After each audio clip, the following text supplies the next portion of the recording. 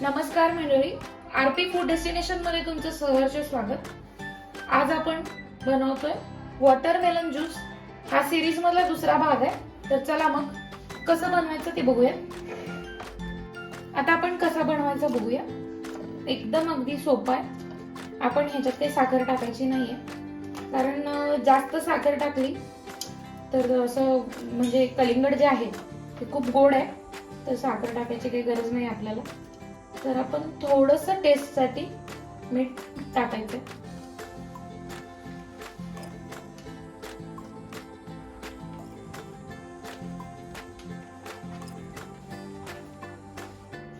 आता आपण हे ग्राइंड करून घेऊया.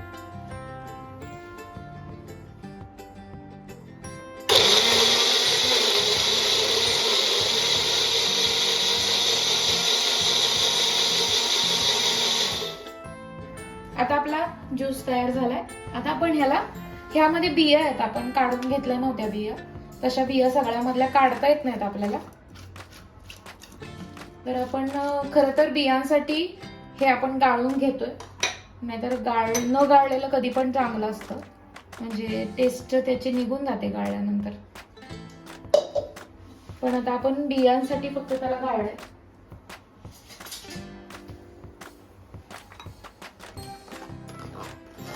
आता आपण मोठंच गाळणी घेतली तशी, पण मी फक्त बिया ज्या आहेत आपल्या त्याच्यातून हे करण्यासाठी. नाहीतर मग आपण बिया काढूनच मिक्सरला ग्राइंड करायचं आणि असाच सुद्धा नुसता आपण ज्यूस करू शकतो.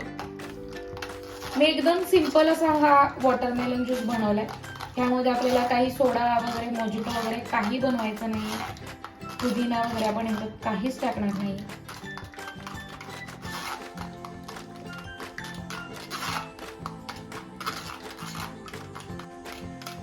आता आपण त्याच्यातला जो गर असतो तो पूर्ण काढून घ्यायचा आहे बघा.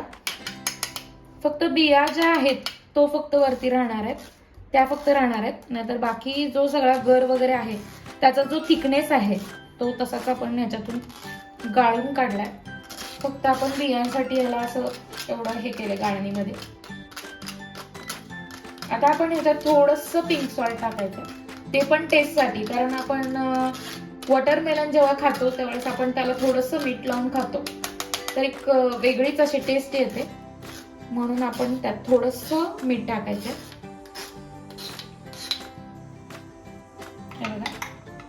आपला मस्त असा वॉटरमेलन ज्यूस तयार झालाय. आता आपण त्याच्यात थोडंसं मीठ टाकून घेऊया. एकदम थोडंसं असं आपण याच्यात मीठ टाकायचं.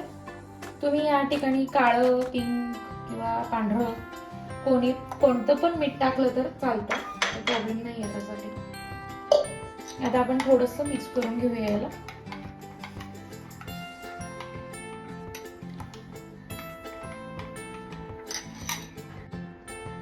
आता आपण त्याच्यात आईस क्यूब टाकायचे, म्हणजे बर्फाचे खडे टाकायचे.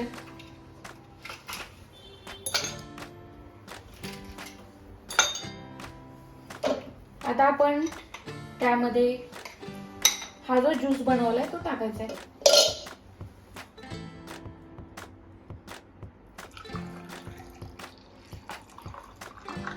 बघा, तुम्हाला त्याच्या थिकनेस वरून कळत असेल की त्याचा जो म्हणजे गर आहे तो सगळा ह्या ज्यूस मध्ये गेलेला आहे. फक्त आपण बिया काढून घेतले. आता असे आपण बारीक बारीक तुकडे केलेत छोटे त्याचे. तर ते तुकडे अगदी असे ज्यूस मध्ये टाकले तर खूप छान लागतात.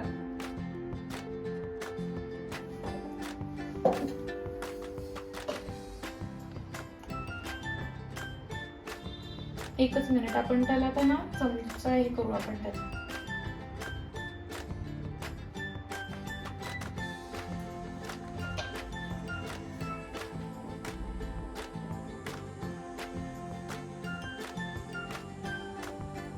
एकदम बारीक बारीक तुकडे करून टाकायचे त्याच्यात चौकोनी, म्हणजे अगदी ज्यूस पिताना ते खूप छान लागतात, टेस्टी लागतात त्यामध्ये. तर मस्त असा वॉटरमेलन ज्यूस आपला तयार झालेला आहे. तर मला होण्याआधीच पिऊ वाटत होता, पण तुम्ही पण नक्की एकदा ट्राय करा. आता मी पण व्हिडिओ दाखवून झाल्यानंतर लगेचच हा मस्त असा थंडगार वॉटरमेलन ज्यूस पिणार आहे. तर तुम्ही पण नक्की एकदा ट्राय करा आणि कसा वाटला तो मला कमेंटमध्ये सांगा.